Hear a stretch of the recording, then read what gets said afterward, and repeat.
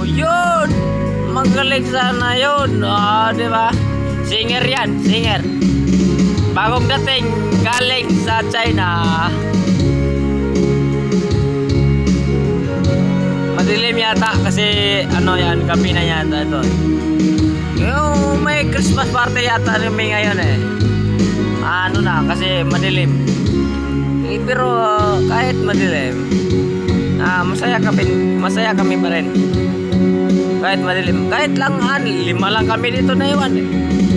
Diba, tingnan nyo para malaman nyo kung totoo ba na 6 kami dito. Oh, yung kalbo yan, sinaw yan. Ayun, tauma. 5. Nagpa ng mga dalawa.